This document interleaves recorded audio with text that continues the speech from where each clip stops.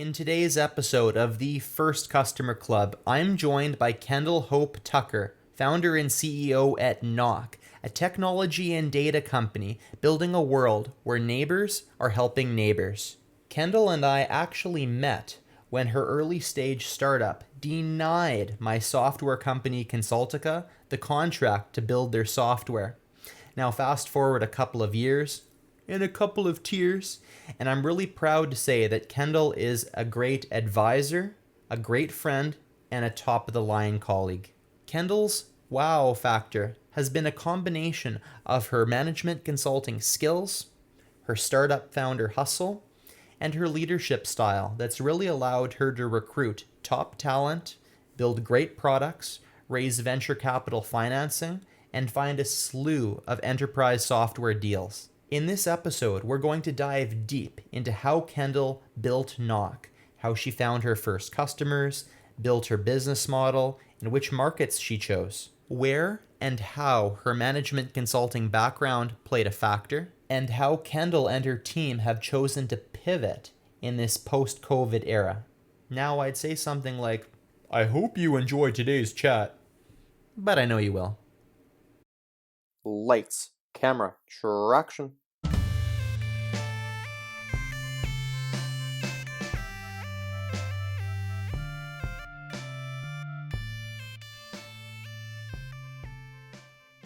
So, hey, I wanted to kick this off by actually thanking you because I believe how we actually met, you're in Boston, Massachusetts. I'm in Winnipeg, Manitoba, Canada.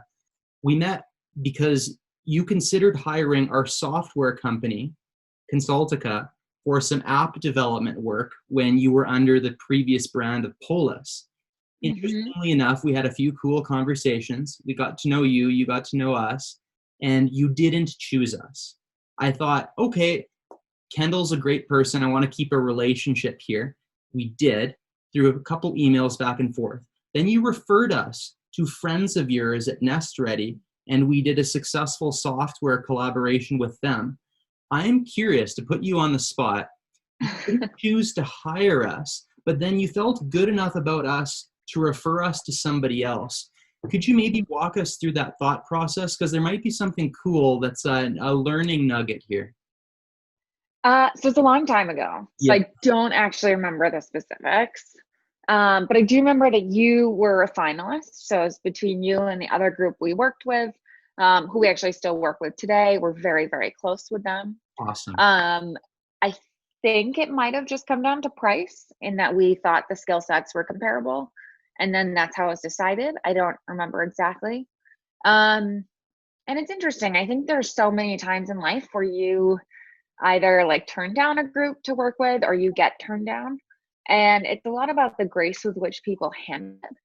And so like, we really liked you guys. There was no reason why our friends shouldn't work with you. And obviously that was a good fit for Nest Ready, who's also in Canada. I think it's just something to remember. It's something to remember when I get rejected, right? Like if you still have a good relationship, there's no reason why someone else might not benefit.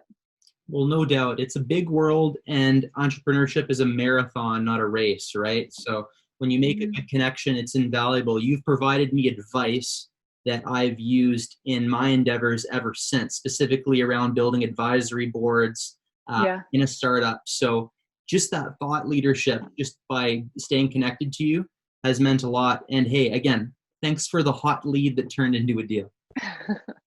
Perfect. I'm glad it worked out. Yeah. So you weren't always an entrepreneur, though. You started in management consulting.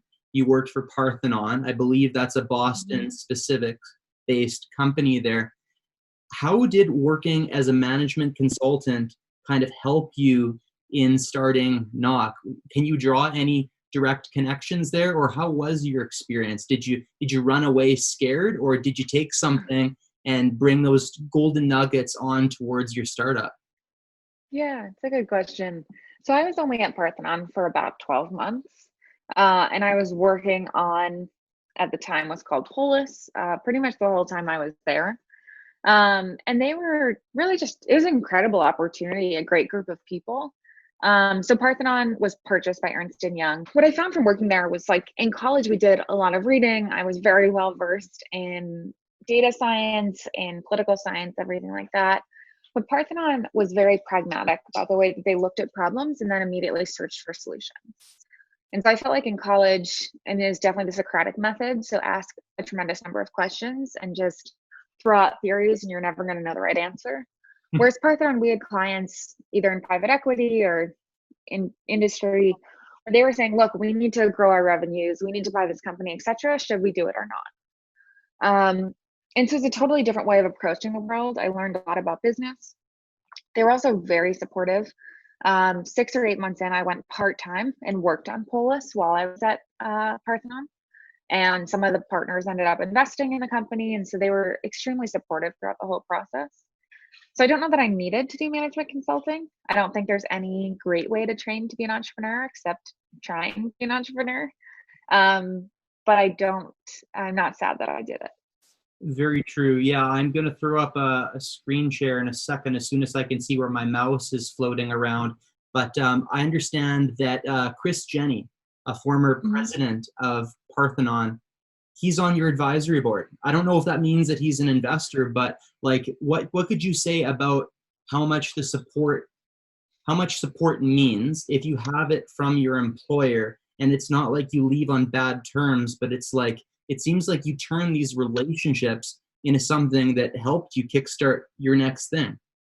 Yeah, the partners are extremely supportive. CJ is one of our investors, small investor, very supportive. And I think in all aspects of life, kind of like what we discussed at the beginning, you should try to, oh, there's CJ. You should try to maintain relationships with people. Yeah. And you grow and you change. And I don't know that Parthenon was really doing much tech or entrepreneurship work while I was there. But they know a lot about business. And so certainly they've been great friends and supporters along the way. Yeah, no doubt.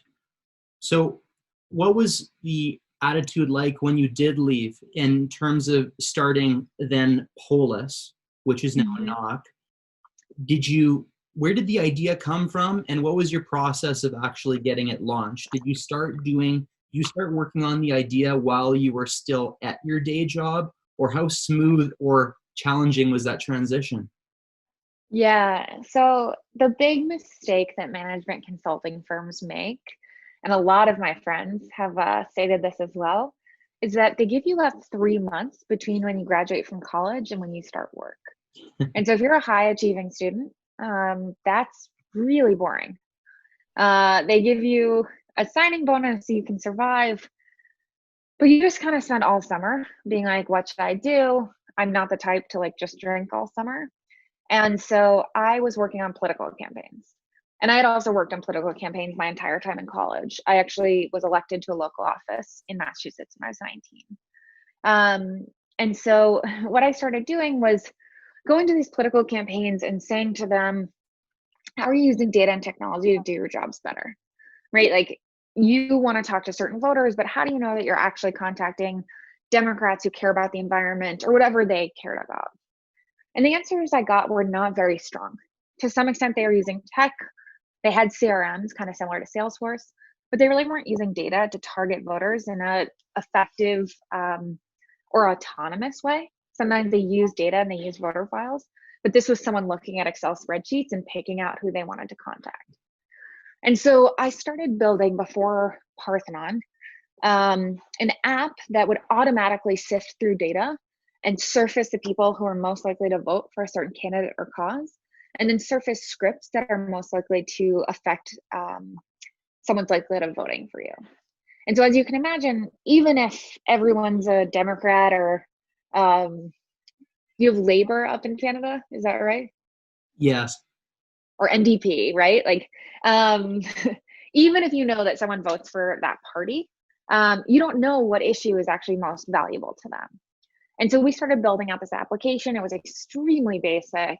But what it did is you could log in, see a little map of your own neighborhood, and then you could go knock on doors and say, hey, you care about climate change. I'd love to talk to you about the Green Energy Collective, whatever. And so the entire time I was at Parthenon, I was just noodling on this, playing around a little bit. I had a lot of friends who were elected officials and saying, hey, will you play with this? Can your campaign like touch it? And that was the early days of building this out. Wow. So I guess you took the skill of like realizing how to focus on the problem and how to ask questions, and that's essentially how you came up with the idea for your startup, right? You figured out the right sort of angle. How was that?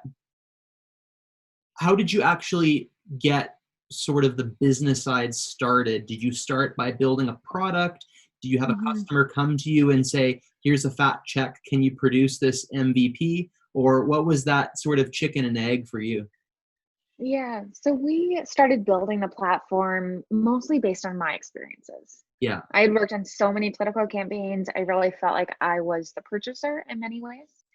But it's not actually a great way to build a platform. Like, you are not the only customer. You absolutely shouldn't be. And so what we ended up doing is kind of hitting pause. We were still noodling on it, but I did 109 expert calls while I was at Parthenon. And so this was reaching out to people who worked on campaigns, elected officials, volunteers, even people who were homeowners whose doors had been knocked on, and said, hey, what was your experience with this campaign? What would have driven you to do more, donate more money, be more involved, etc.? Yeah. And I took copious notes on this and ended up writing a survey for elected officials. And we scraped data off the web for free from every state that had public-facing electoral lists. Not voter lists, but rather candidate lists. And then we emailed every candidate from the 2015 or 2016 cycle. And we sent a survey. And so this survey had something like 40 questions. We got 800 responses. And we used that to decide on the features necessary for a data prototype that would be of value. Makes sense. You chose to focus largely on the thought where you want to build a world where neighbors and people talk together in person specifically, which I find is interesting for a few reasons. Number one, I love it. And number two, even though I love it, I still feel like it's swimming upstream into this world, especially because of the COVID stuff. And we'll get to that later because that's sort of a separate piece.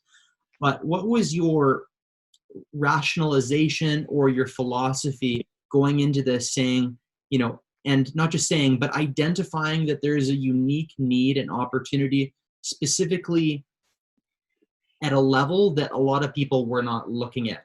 Were you specifically looking at how you could help neighborhoods because you saw some pain or something was lacking? Or why did you choose to essentially have a product that is hyper local and look to build a scalable business starting with that?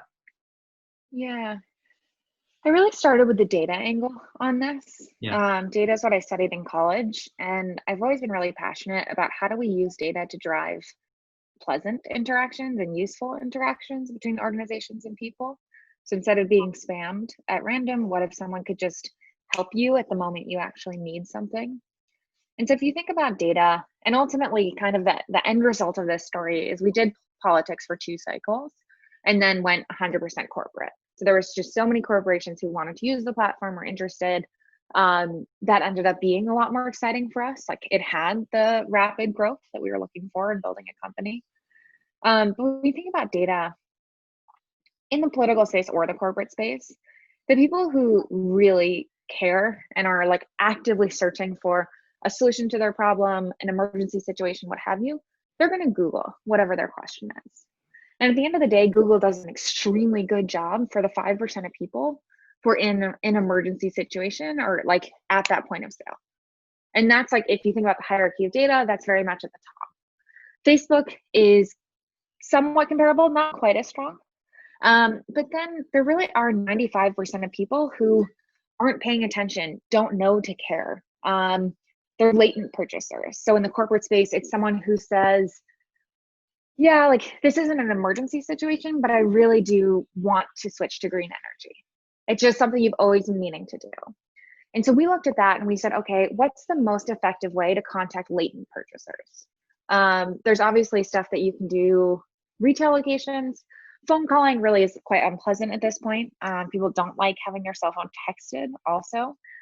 Direct mail has actually been doing extremely well, specifically during COVID. But we said the most effective way to close a sale is to do it in person. There's just this human interaction. It's very pleasant. It makes people happy. So what if we use data and technology to do something kind of old school? And so we started doing face-to-face interactions. We started building our models around that. And what we didn't even predict at the beginning was by doing this face-to-face, we were not only using data in a creative way, but we were actually creating a data file in a very new way. So there's no one else in the country that has a face-to-face verified data file at the scale we do. And so it's not just taking people's data in the same way that Facebook would, but rather it's it's asking people for their data, asking if they're comfortable with it, and understanding that data laws are coming, right? GDPR is coming, CCPA is here, and making sure that we're respecting homeowners and respecting customers to make sure that we're using data in ways that make their lives better. Totally. Well stated. By the way, I'm just waiting for the point where you plug that you went to Oxford University. It doesn't seem like you're going to mention it, so I'm going to have to brag for you. My uncle went to Oxford too.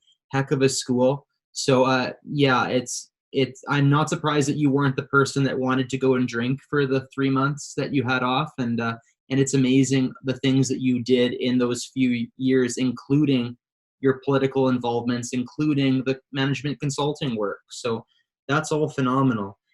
It seems. So I actually graduated from Columbia. I did 1 year at Oxford. I drank my way through both of those universities. But that is all true. That is all true. Well, there we go.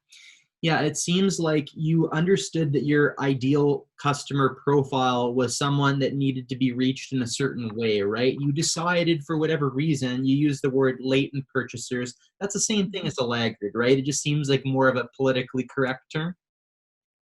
What did you say? A laggard. No, I don't think so. Laggard implies that someone's behind on something. I think of a latent purchaser as someone who's always been meaning to do something, but they're a busy person. They work a lot. And so green energy feels like a great example to me because we all want to go solar, but it's really confusing. You want to ask someone questions, kind of sits there on the bottom of your to-do list. But it's similar for smart home products. We see it for home security. We see it for getting fiber. So anything where you've just kind of been meaning to take that step, haven't gotten there yet, that isn't your top priority. Yeah. Thanks for clarifying. It seems like the same thought process, though, will go in, you need to figure out who you want to target.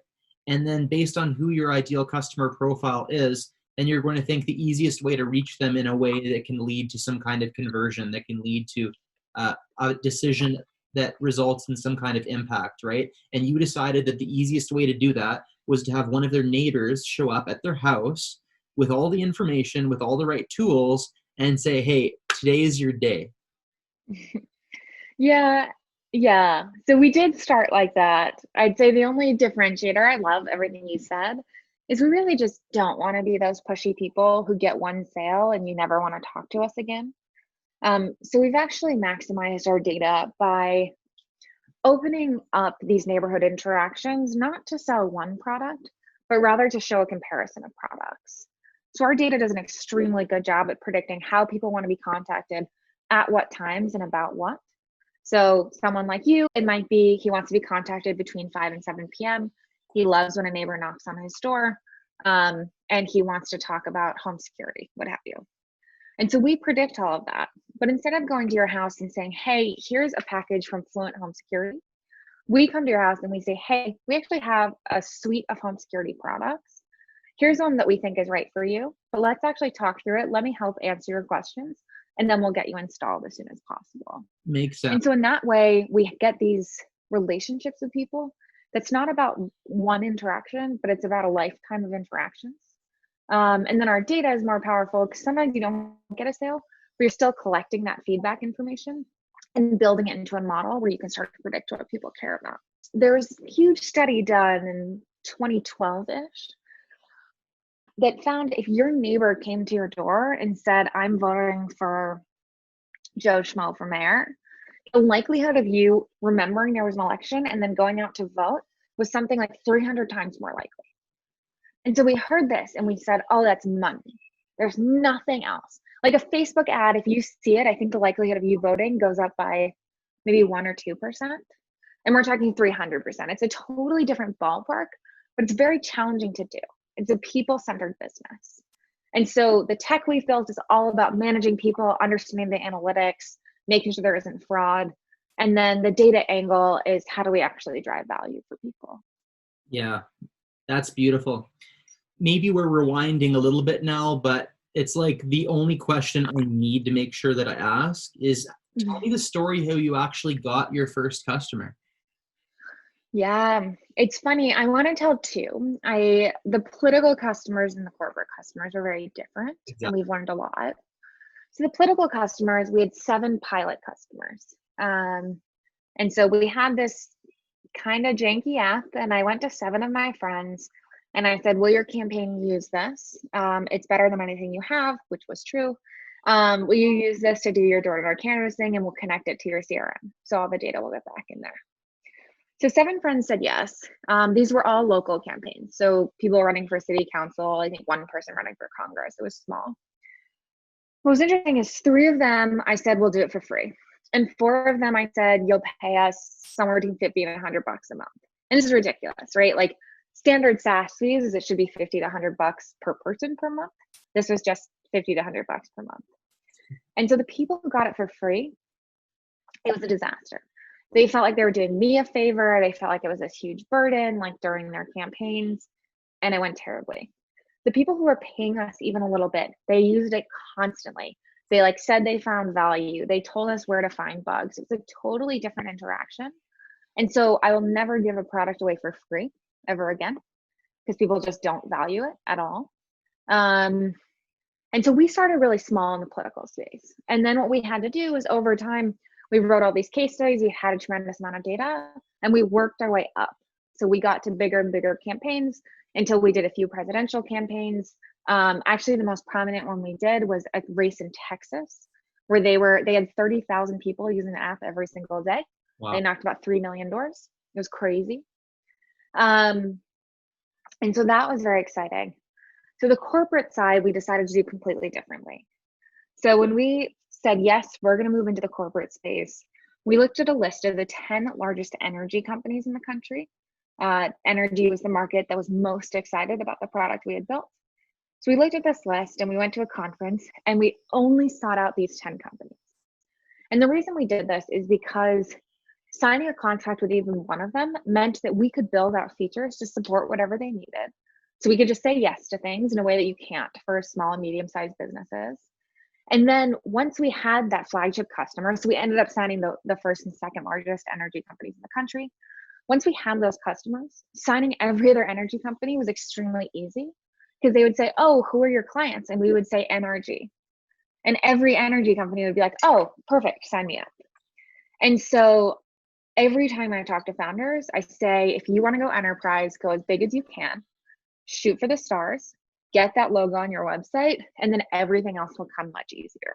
Do you think that you're biased in a positive way because when you did go corporate, you had the case studies from the stuff that you did political? So you probably had some data and some customer, case studies or stories. You had something to stand on. So like, are you saying if you did it again, even if you would have started on the corporate side and you had no past history with any other customers, you still think that it would have been the best approach to go right for the biggest companies and customize? I do. I see what you're saying. We obviously had technology that was working very well. We had a data repository. We could already start to monetize that flywheel. But at the same time, I would 100% do it again. I'd go to the biggest companies. I would say, hey, here's why our VP of engineering is so strong. Here's this incredible data team. And even if it was more of an MVP product, I think I would show it to them and say, what are your biggest challenges? What are your pain points? Okay, great, we'll solve them. Give me 2 weeks. And then I'd go back and I'd close a deal with one of the biggest companies in whatever space I was going into. And for the record, I'm not betting against you, Kendall. I would not take that bet. It's just interesting, that you didn't have to start from scratch. And I think that's kind of what any entrepreneur should do, even if they are starting from scratch. Like, put your best foot forward, right? If you've given it, I know someone that's launching a food company, and they've given their food. I'm honestly forgetting what kind of food it was. I want to just call it cookies just for simplicity. But they gave their cookies to like, I want to say like 5,000 people tested their cookies, and now they want retail distribution, even though they've never been inside a retail establishment. Just saying that, hey, I had 5,000 people ate these cookies and they all said yum. Like, it still means something, right? So you need to position yourself as well as you can. When you went corporate, did you do, like, you did a paid model immediately? I'd imagine this is a bigger scale. You're not just going to do it $50, $100. I'd imagine an advantage of going to the big companies first is you would specifically, like you said, you would build some new features specifically based on what they wanted. You know, combining your experience on the corporate side and the political side, your experience finding customers at the beginning of your startup, like, let's touch on this just a little bit more about the idea of don't giving it away for free. To me, that just tells me that you need to be really careful of who you let in to be your first few customers. Because if you don't find the right first one, you waste time, money, resources, development cycles, right? And if you do find the right customer, then all of a sudden you have like a launch pad. You often have like advisors that will tell you what to do. You have all these stories, the PR, the everything. Like, how important is the first customer? Yeah, it's interesting. I mean, this is called the First Customer podcast. Yeah. I don't think it's the first customer. I think it's the first few customers. I actually had a friend who made a pretty big mistake. And so I want to make sure that I anonymize this story. But they're a startup. They closed like the big kahuna of like American large Fortune 500 companies. So they closed this company very early on, and everyone was psyched. Like, this was going to be a multi-million-dollar deal. In the space they were in, every other company would want to sign up. And then this large company just yanked them around for years. And the company was able to do that because they were the only paying customer. I think they might have known they were the only paying customer. And so they always said, we need this new feature. We need you to do this. We need you to do that. And they dangled the much larger contract for whatever feature they wanted. And so this startup was trapped between a rock and a hard place, in that they didn't want to lose their biggest customer, right? Like, that would be their only customer. It'd be so embarrassing. The investors would freak out. But they also weren't growing at all because they kept building features that only this customer wanted. And so you also have to be able to break up with customers. And as a SaaS company, the likelihood of you losing a few early customers is pretty high. And so, long story short, with that, they did end up losing that customer, and they were very upset, and they're now doing substantially better. So they now have like 5 large customers, paying them about the same as the other one was, and they can actually build things that the market wants and not just this one company wants. And I don't feel like we ever did that. We've always had a bunch of customers, or like at least 5 to 10 major customers. And so when a company does ask for specific development, for example, you just price it out. And so you talk to your team, you talk to the engineers, and you say, okay, like, if this isn't in our roadmap, or it's not something that's going to benefit other companies, how much is this going to cost? And if that financial arrangement makes sense, then you can do it. But just don't become a consulting shop for these big companies. Agreed. Yeah, it sounds like a subcontractor relationship kind of built. Exactly. Just do whatever they tell you to do, and you kind of forget that you even have a roadmap, right? I think also, like, in that situation, your circle of influence, who's telling you what to build after your MVP, is very limited. So that's also why I think it's good to start with a few first customers, not just one. Yes, it's more work, but even if it's like 3 instead of 1, then immediately you have 3 different opinions. So every time one of them, barks at you and says, hey, I need this new feature, you can go and check it with 2 other people and be like, where is this in priority? And if everybody says it is, like, be agile, adjust your roadmap, but to only have 1 customer, it's dangerous if you're not prioritizing your own agenda and not just theirs, right? And hopefully, even if you only have 4 customers, you're not only talking to them, but you have to keep a finger on the pulse of the market. Because even for 4 customers, you could build something that no one else wants, hypothetically. And so a good product team is constantly putting feelers out. They're interviewing people in the market. They're sitting in on sales calls, reading up on the objections in the CRM. And it's the only way to build a product that's going to be scalable to $1 billion. And I think that's what most of us are aiming for. Yeah, or trillion. It's we're 2020. We got to set our sights higher. It's true. Yeah, I agree with you completely. So I think the lesson is, if you do have to, or decide to, or you're in a situation where you just have one first customer, don't just talk to that one first customer for product feedback. Have a group of advisors, stakeholders, and I think you know this better than anyone, but the advisors that are giving you advice for the product, the business, the model, everything, it's good to have them not just be in one industry too, right? You want to get product feedback not just from end users. You want to get it from people that have experience in product development. You want it from people that have experience in adjacent industries, stakeholders that work in nonprofit, for-profit. Like, I think understanding where information is coming in, at least we're going to be biased no matter what based on what comes in. Let's at least decide where our biases will lie. Yeah, I think in terms of industries, you should. I mean, it matters. It matters if you're a vertical company. It matters if you're trying to span a lot of industries. What we generally did was, what industries are we currently in, and what are like the next 3 that we want to go into? Because we consider ourselves like a horizontal industry. We work across a lot of different ones.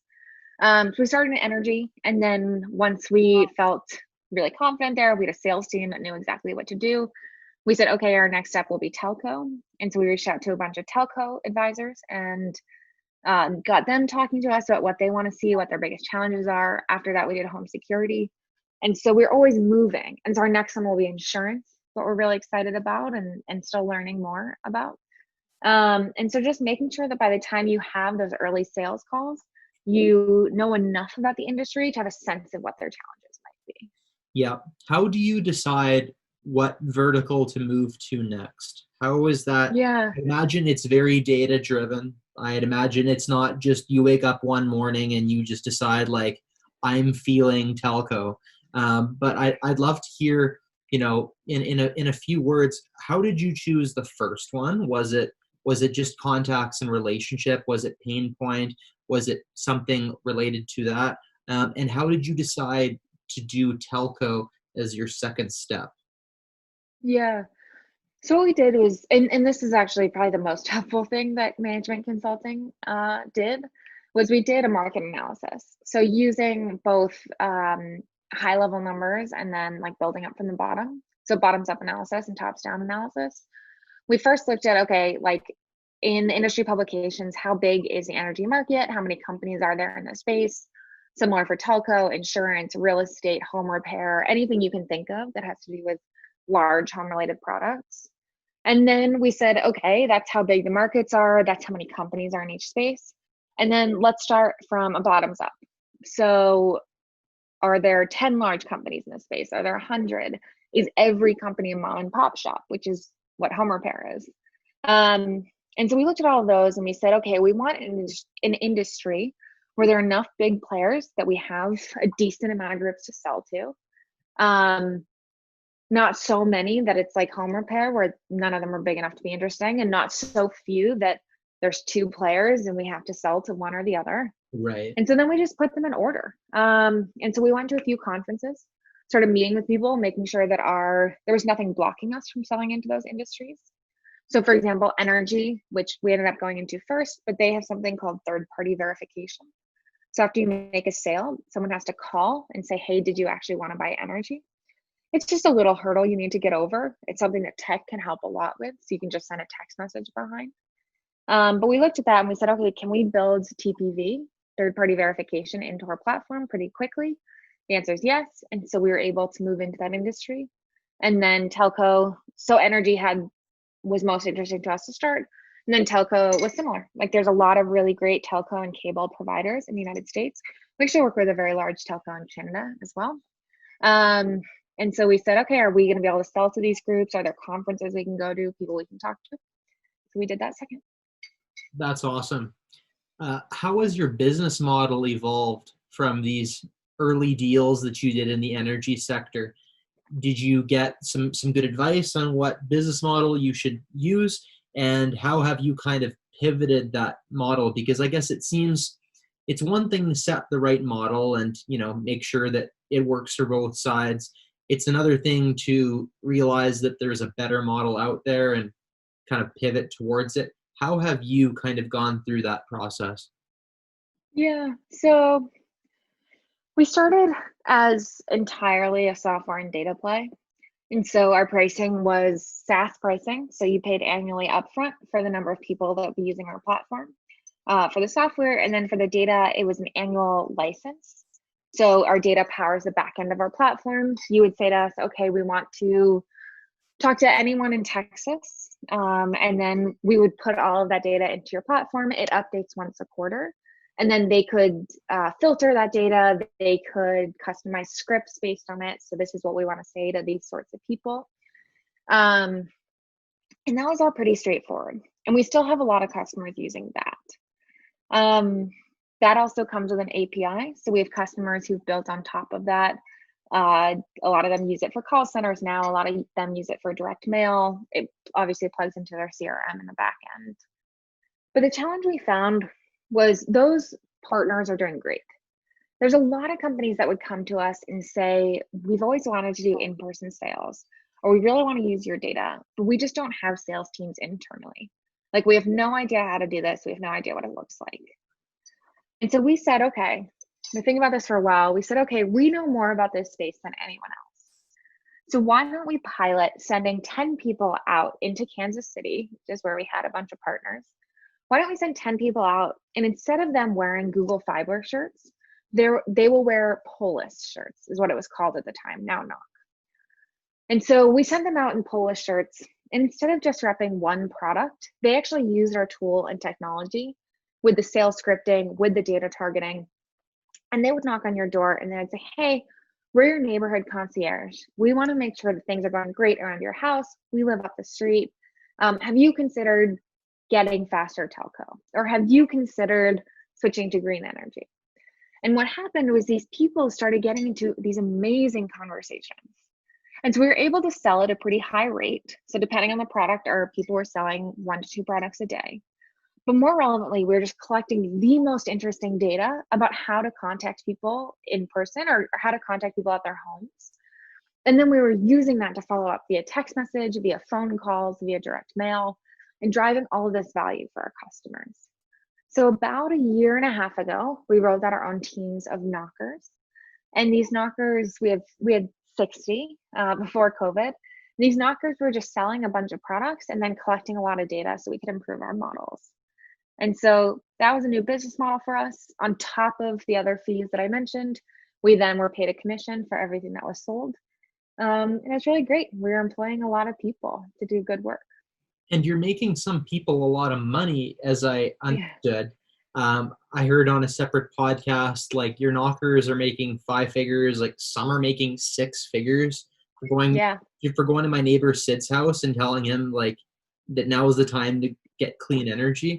It's very interesting to hear that. And I wanted to ask you about that specifically because it seems like, you know, the bread and butter here is the tool is empowering the knockers that they're going to be successful. I'm wondering what your thoughts are in terms of the training and the onboarding that have to take place there. Like, I had a few different models, but I wanted to kind of understand on the demand or on the supply side, where were you most restricted? Where did you place the most amount of effort? My thought is if you have a team that's wearing those pinkish, purplish t-shirts that are going door to door, and you're training them to be successful and to go and like make a bunch of money too, it seems like it's a strong win for them. It seems like the faster you can get them onboarded and trained, like that seems like the thing that some people might forget about, but like the easier it is to get them up and running, I'd imagine that pays dividends for you. Yeah. So this is actually something that we're doing on an ongoing basis, and we've been working on a lot during COVID. Um, so in terms of recruiting, we actually moved all of our recruiting 100% to Zoom. So we can do group calls via Zoom. It's group interviews that happen twice a day. It's really amazing. We have a director of recruiting who's figured out how to get each person to isolate, speak for themselves, use breakout rooms as necessary, and then figure out who has the right affect and the right enthusiasm levels to be a good sales rep. And then we've actually been building training into our platform. And so I think it's a little hard to show on this If you try because to it's so bright. down, it might make a difference if you go, oh, Oh, turn this down. your brightness might make a difference. Oh, yeah, that actually did. Hey, there we go. Yeah. So we've been building it into our platform. And so this is just in the normal Knoq app. So if you want to knock doors, you go and click knock doors. This is where they see the commissions, how much money they've made. They can see the leaderboards, how well they're doing, chat with their friends, etc. And so the training component is we share videos and then ask questions to make sure that they were watching the videos. And so if I click this video, hopefully it won't play with my own voice because that would just be horrendous. You can see that like a video will start. Can you hear it? I can hear it. I could hear it. So it'll go through these training videos, people answer questions. They can even record themselves doing different forms of sales pitches and their managers can give them feedback. And so it's still very much a work in progress. But the expectation is that we can actually move much, if not all of the training onto the platform. And so you learn how to do sales on day one. On day two, you get trained on the easiest products. And then about once a week, you have to go through a training module to retain access to the application. Okay, so you found a way to streamline it. How streamlined was it when you got your first knocker, and how quickly did you realize that, holy smokes, training and onboarding, if we don't figure this out, we can't add more people? Yeah, and we pay our knockers hourly. So you lose money very quickly if you're not training people well. We learned it fast. Like traditional sales teams, we started off with in-person training. So everyone getting together in a room, getting pumped, writing things on the whiteboard, figuring out how to overcome objections. And then we had sales team meetings every day. And so they'd all get together in a room, talk about whatever happened the day before, talk about how to do better that day, and kind of learning on the fly. Yeah. The challenge we found is, so we have a team lead for every 10 knockers. And our team leads are wonderful. Everyone on the team is great, but there is obviously a difference in styles between team leads. And so you don't want someone's success to be beholden to how well they mesh with the team lead. And so we said, okay, this needs to be something standardized across the entire organization so that we're successful. Yeah. And so we started to do a lot more of this from headquarters. We actually hired a director of sales enablement. So she does all of our training materials. She's using the analytics to make sure that people are successful, see where they're dropping off, etc. And training has become just a huge part of what we're doing. That's wicked. That's wicked. Yeah, you were talking about training others. Let's talk a little bit more introspectively about you and some of your values. Personal brand. How important is it to you? I see you hit the Forbes 30 under 30. Congratulations. Thank you. You're an active columnist on places like Forbes.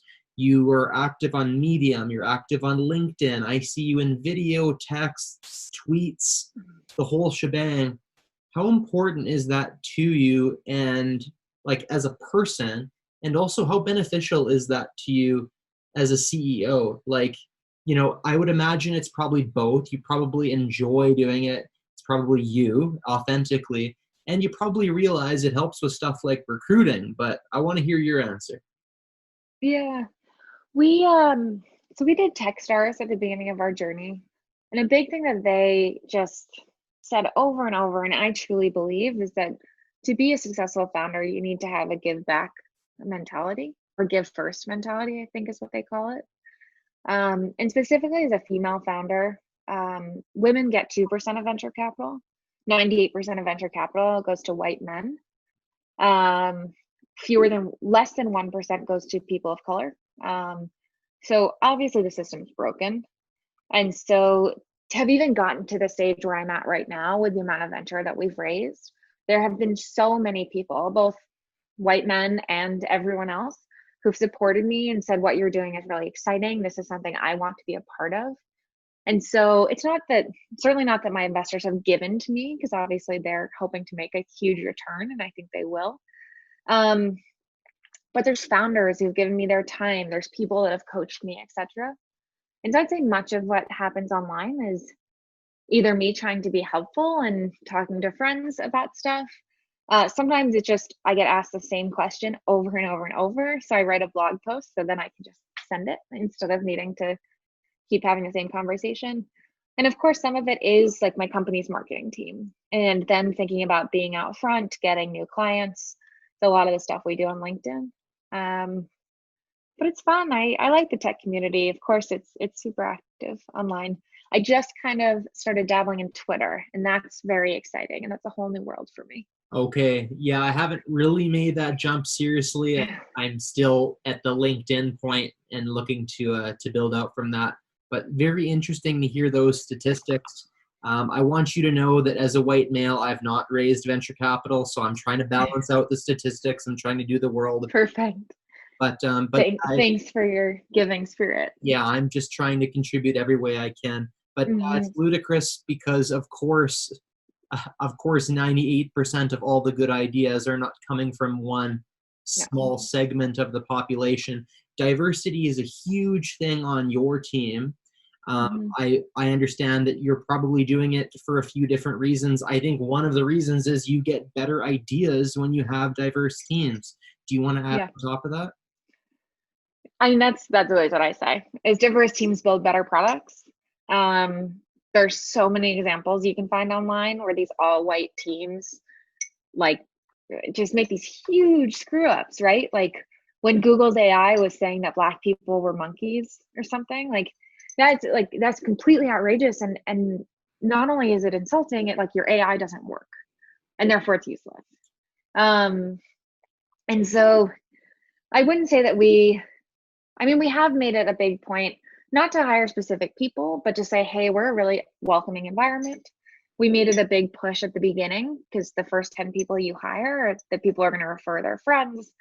People are only going to work at a company where they see people who remind them of themselves. So we made that a really big push early on, and I'd say it's quite self-fulfilling at this point. Yeah. So we do a lot to make sure that everyone's doing okay. Obviously, right now, with everything going on in the world, we've been checking in on our Black employees. We've been making sure that people are sleeping and eating and taking time off if they need to. And it's just a really stressful time.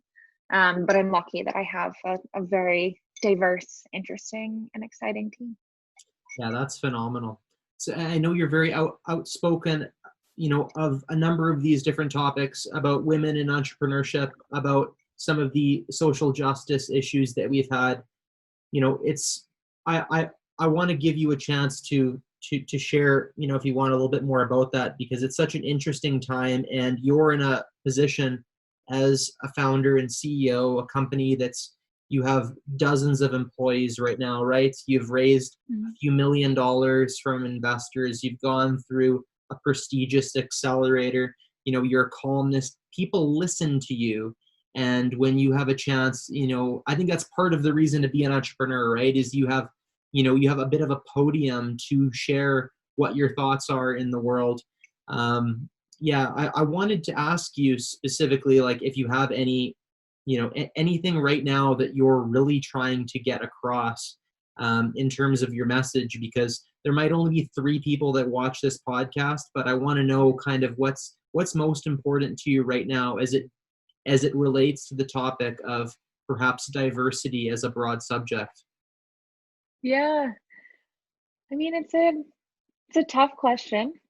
We're doing a lot right now and thinking about a lot. I think in terms of personal growth, and probably everyone's doing that right now, is I think of myself as an open-minded person. My team always comes first and they're amazing. In technology, I'm always a minority in that there just are never women in the room. Like when I meet with VCs, it's 99% of the time it's men. And so I've needed to remind myself that that doesn't mean in any way that I understand the Black experience. And it means that I really need to learn more about it and ask my coworkers how they're doing. Or sometimes asking people how they're doing is a really a loaded question. Right. So instead of asking how you're doing, saying, hey, like, why don't you take the day off? You're doing such a great job. We sent you a little gift basket. And that doesn't just go for Black employees in this scenario, but it's for anyone, right? It's making sure that your team members, when they're going through things, that you're having one-on-ones constantly, that you're touching base with people and giving them the space they need when they need it. Yeah. And it's recognizing your own mistakes and stuff you've done in the past that you're not proud of.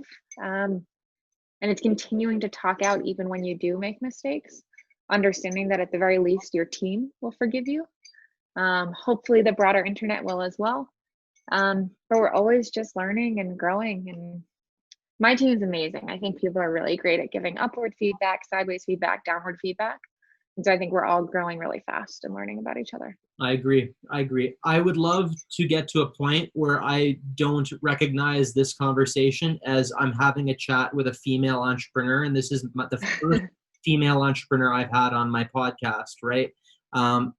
What are you seeing that's allowing us to change that? How do we see more women running startups or working in them? Yeah, I mean, from your perspective, it's about amplifying women's voices, right? So anytime people go on a podcast, for example, they can share it on their social media. It gives them some degree of legitimacy. In the same way that I'm thinking a lot about amplifying Black voices, right, and making sure that whether that's sharing on my social media what they said, it's not obviously talking over them in meetings. It's I spoke to a reporter last week who was asking about the stuff we did for Juneteenth. And I said to him, I'm happy to talk with you, but you need to consider everything that I'm saying off the record unless you talk to a Black entrepreneur. Because it can't just be our voices that are heard. Obviously can't just be white male voices that are heard. And so that's the biggest thing. And then in my spare time, like, I mentor a lot of entrepreneurs. And of course, I go out of my way to try to mentor women, Indigenous people, Black people. I will, of course, mentor white men. I do. But I get a lot more people asking for white men. They seem to just be more confident about asking for help, asking for advice. And so I also offer it to people when I can. And I think the better that I do, the more women will see that and say, oh, I can do that also. And so hopefully, I mean, we got to break that ceiling, and we got to break it pretty fast because it is very low right now. I agree. Huge potential. And the more successful you are in every way we could possibly define success, the better, right? So that's phenomenal. We did have 2 huge female exits this week. And I think it bears being said also, I keep using the word female. We really should be using the term women to include trans women. They obviously are women. They go through as much pain as we do, if not more. I'm sure it's more. Right. So I am trying to switch over to that. We had 2 huge women founder or tech exits. So Mirror sold to Lululemon for $500 million this week, which was very exciting. And then the autonomous driving company has a little funny name, Zoox, something like that. That was a Black woman CEO, sold to Amazon for $1.2 billion. So 2 huge women's exits this week, and hopefully they're going to use that money to angel invest in other women's startups, and that's very exciting. Wow. Do you know either of them personally? I don't. Okay. Well, I got to try to get. I wish. I got to try to get them on the First Customer Club podcast. I'm going in the future. Yeah. I'm going to go hunting. Good goals. That sounds very cool. Soft skills. So when I look at you and what you're doing and the messaging and just, I guess, the ideal customer profile, I feel that soft skills are even more essential than in some others. I think soft skills are, I don't have any hard skills, so I'm always promoting soft skills. But I think that soft skills are kind of like the new hard skill. being able to empathize with somebody, being able to build rapport, build trust, being able to ask the right questions, being able to read body language. Where does that fit into you personally and professionally behind the Knoq empire? Vampire. Soft skills. I think that's a funny phrase. I know I've heard it, I know it's common, but it makes it sound like they are less important or different. So I don't know. I'm just thinking about our team and the value of culture and how much I think culture is underestimated. We've obviously seen a lot of founders get fired during COVID, which is a shame. But almost every time it's their employees saying, I don't want to work for this person anymore. And that's devastating. I mean, I can't imagine that level of breach in trust.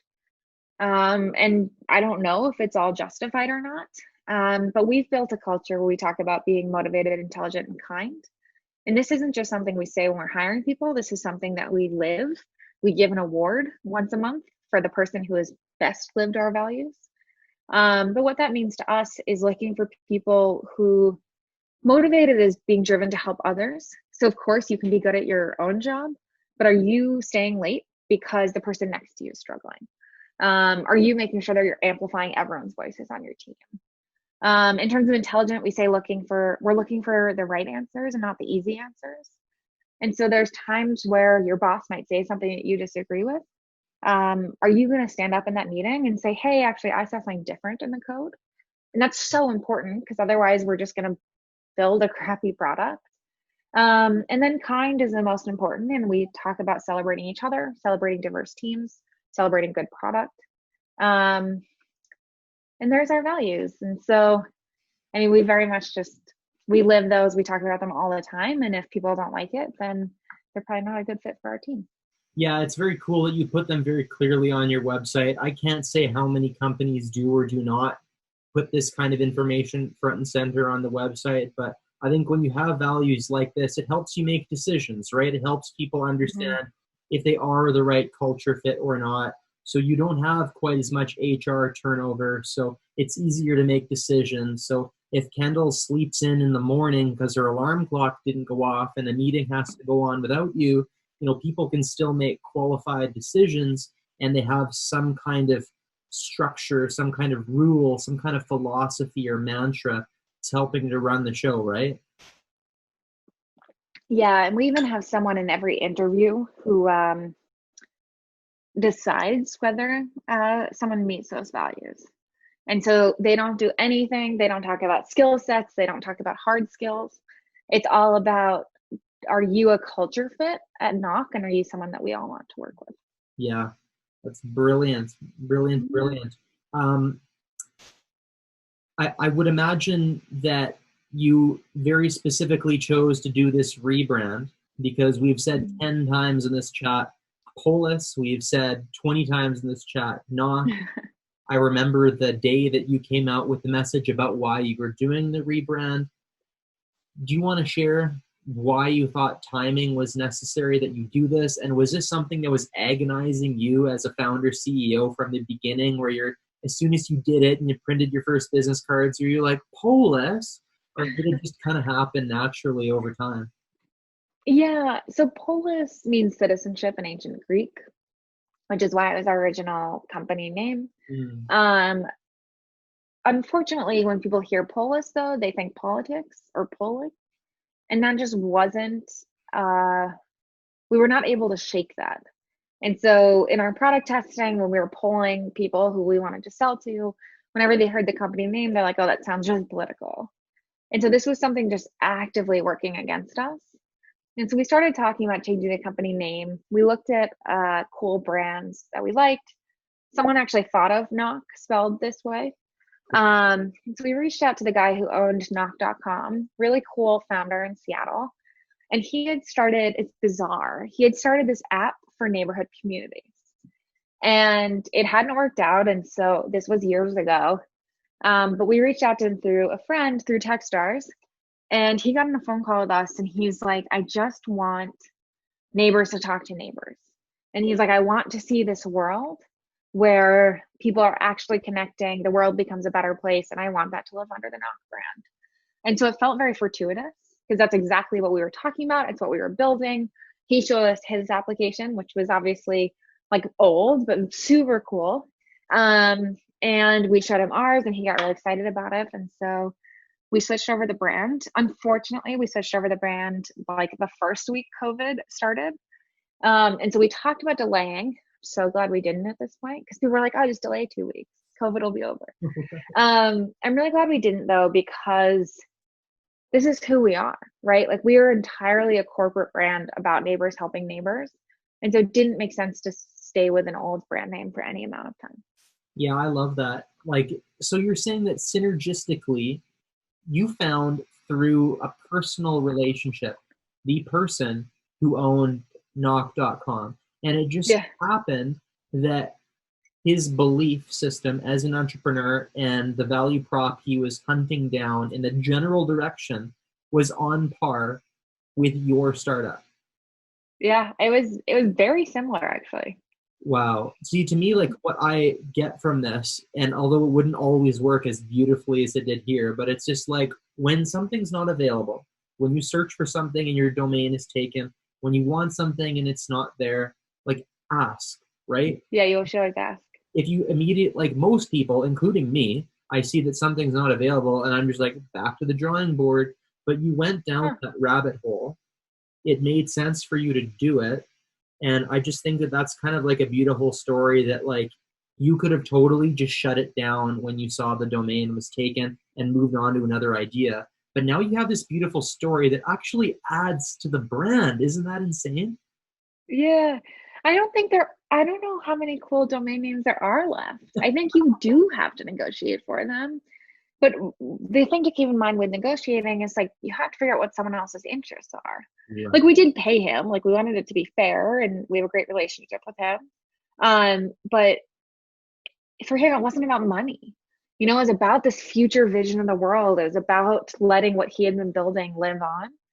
And I think that's always the case. It's like, unless it's just a squatter, like, this domain means something to someone. In the same way that for every negotiation, like, people have emotions tied up in it. And so we just had a very good synergy on this one. Wow, that's just so cool to hear.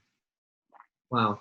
You essentially, your business seems like, I kind of called it like niche at scale.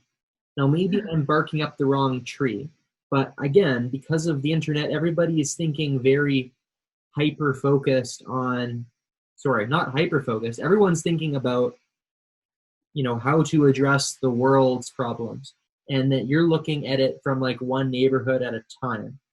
So I kind of look at it as, you know, I know you see it from a data perspective, but I'm just looking at what actually happens feet on the street.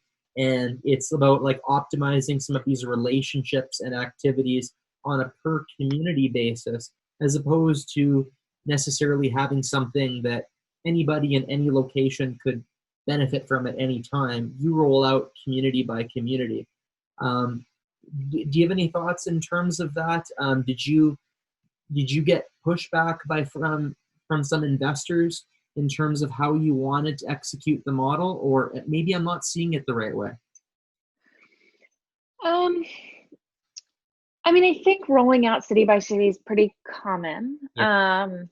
Right, like, that's what Uber and Lyft did when they were competing. That's obviously what Airbnb's done. Like, a lot of the big players have done that. I think ours is particularly interesting because we've definitely rolled out on a city by city basis, but the groups that use our data and technology are spread across the entire United States and Canada. And so we've been building our data file in a much larger way. And then, of course, we have to make sure that our like algorithmic modeling works across the United States. And so we actually have a very large footprint technologically, even though our own knockers are in a few cities. Yeah, that makes a lot of sense. I would imagine then so with a few of the things that I've had misconceptions about, it's all that more important to have the right pitch, right? The right message, and how you clarify this stuff.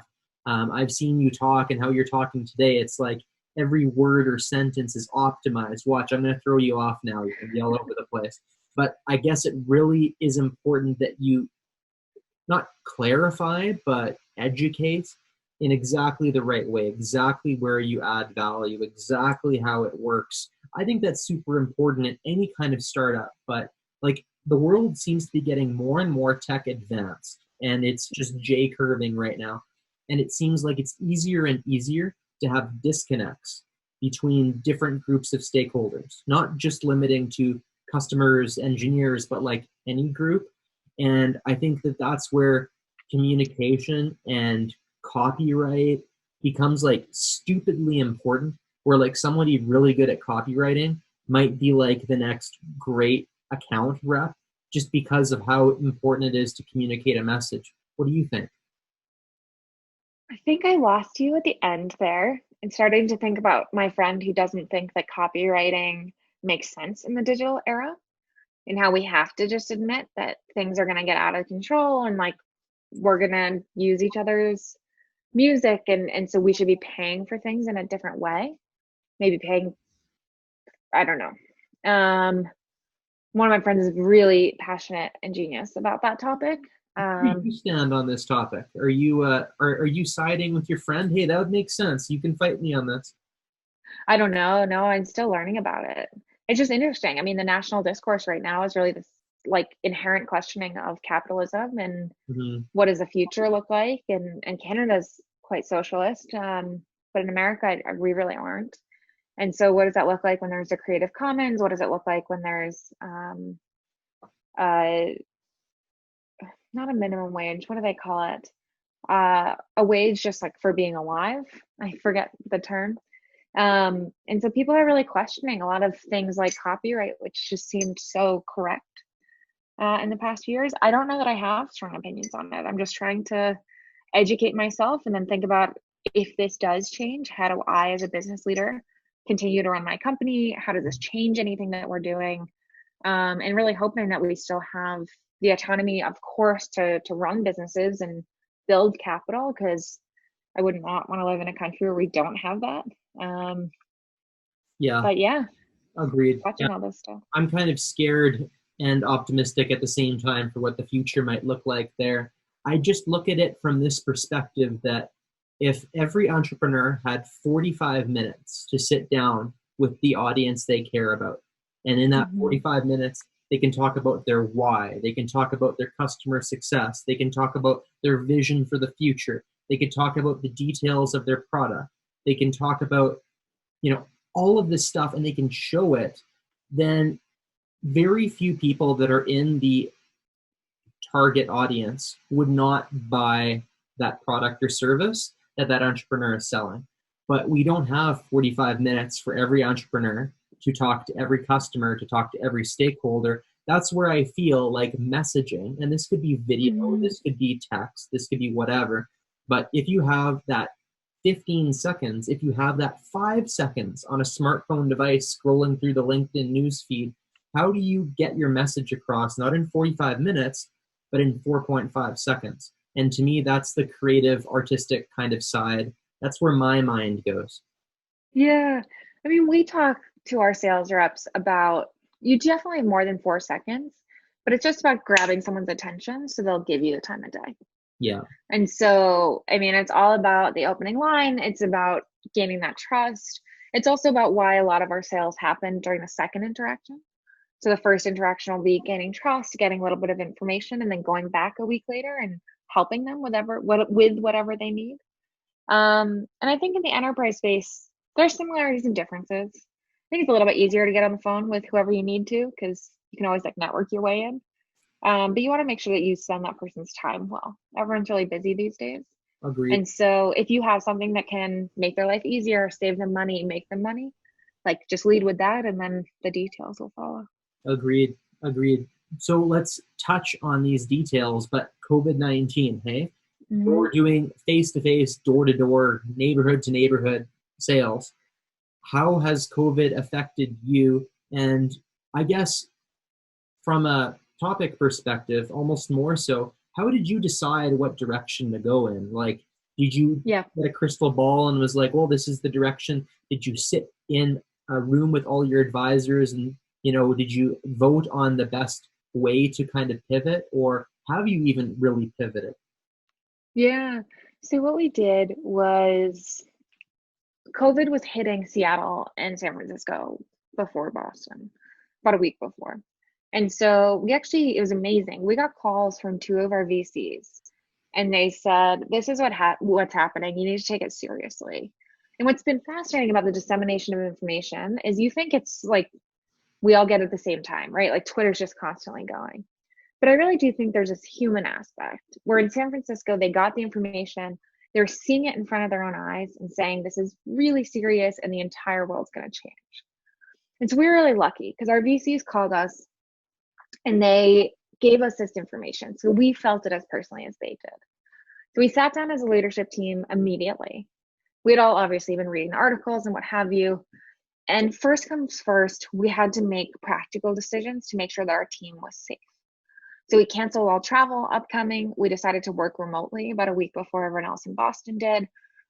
And we decided that for our knockers, for 2 weeks, we were just going to hit pause. So no knocking doors. We were going to figure out the best thing to do with these knockers. And so then what we did was we had a lot more conversations internally. We said, how do we do good while continuing to get revenue during this crisis? Right. And so with the knockers, which is the doing good side of it, we said to them, look, this isn't going to be the easiest time. We certainly can't knock doors. What we can do is we can volunteer for local organizations and we can help deliver food to families in need. There's so many people right now who are starving. We obviously have this workforce, nonprofits will pay us. We're not going to make any money on it, but we can break even, make sure that people still have jobs, etc. And so that was really cool. Obviously, a lot of knockers didn't feel comfortable with it. So what we've done is furloughed them, where they're able to collect unemployment benefits, which are extremely generous right now. The ones who are comfortable have donated or have brought over 1,000 meals to families that need it. And that's been incredible. We call that Knoq Cares. And then on the other side of our business, we've been focused on revenue generation. So because we're not selling, there are still groups using our technology, like at scale, but we've really focused on the data side of our business. So data has always powered our backend. So we've used this data, we've built these algorithms. So while people are out in the field having these great conversations, we're constantly analyzing, okay, who should we be talking to and what should we be saying? So what we did was we actually went to our partners who are just, some of them are getting killed. And we said, we know you can't do face-to-face right now. Let's get you some data. You're going to lease it. It's just going to be through our platform. Let's get you some data and let's do direct mail campaigns and phone campaigns to make sure that you can keep helping people in the same way that you were before COVID. That's been our big focus. The data is super unique. Like no one else collects stuff face-to-face or models off of that. And so we've had a lot of success doing data. And it's definitely still pretty nascent for us and we're figuring out where that goes. Yeah, it's my reaction to hearing this is that COVID, for those that are willing to adapt and think outside the box, for those of us who are fortunate enough to be healthy and safe and employed, for some of us, there's some silver lining in terms of it forces you to make decisions and make some changes and implement things more rapidly and quickly than you otherwise might. Do you think that making these pivots in the big picture might actually make might open up some new revenue, might open up some scalability for the Knoq brand? I think so. We've really enjoyed doing this data work and building out our data team. And so I can't imagine this is something we're going to stop in the future. So what we've been doing right now is actually building out a new model to figure out how people are responding to COVID. So in the same way that all of our other models, we build once we've had 20,000 conversations about relatively the same things, we started building out a model of how people feel about COVID. So are you going to wear a mask? Are you going to go shopping? Are you leaving your home? Anything like that? And so that's super important to brands. Like, should you spend your advertising dollars? Are they even shopping right now? Do they care about you? Are they going to go out? And so we're figuring out ways to continue growing the data business and driving a ton of value for our partners. And I think it's something we're going to do probably forever. Yeah, that makes a lot of sense. Well, I have a really nice picture of you surrounded by all kinds of data points, and I do see a little bit of drinking and French fry eating in the background, but Yeah. that's a real cool picture. And at the same Thanks. time, I need to show a little bit of a less flattering picture of you Rude. out, absolutely crushing it in COVID-19. So you've managed to continue, and your team has managed to stay happy and cheerful throughout this whole time.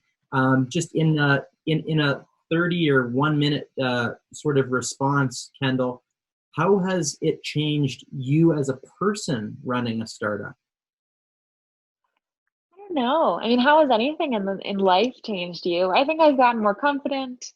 I love being a leader. I do think I've become a good manager in the last few years. Definitely something you just need to learn from scratch. And I'm really passionate about the work we're doing, and mostly I'm just grateful that I work with such great people who are passionate about similar things. Love it. Last question I have to ask you today is, if you were to give advice to somebody else, how would you say you can find your first customer? How do you find your first? Network. Like, put together LinkedIn, add everyone you know, ask people for introductions. Never hurts to ask. The worst thing that could happen is someone says no. And so I don't think there's that much to it. I think people actually overthink it a lot. Yeah. Right? Like, you don't need the perfect deck. You definitely don't need the perfect product. All you need to do is ask for an introduction and then get on a phone call with someone and brainstorm with them and say, if I built this, would it be of value? If I didn't build this, how sad would you be? And you can really hone in on what their pain point is. You can build something really special.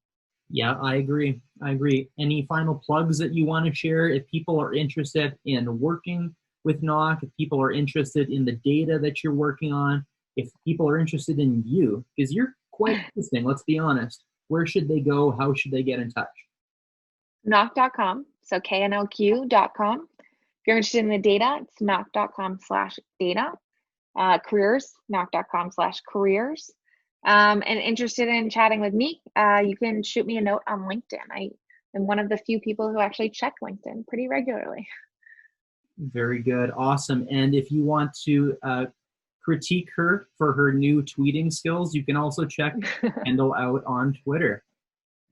Yeah, I don't know how to use Twitter yet, but I'm getting better. You're learning. Thanks for tuning in to another episode of the First Customer Club, where we help startup founders find their first customer, build their first products, and get startup traction. I'm obsessed with the idea of building a framework for how to start a startup. I really hope that today's episode with Kendall serves as a shining example of what startup founders need to do, how it's done, and what they need to think about in order to get startup traction. Follow the First Customer Club on YouTube to see episodes dropping weekly. Follow Luke Bohaneke, this guy, on LinkedIn for daily startup chatter as well as episode highlight clips. And thanks a hell of a lot for tuning in.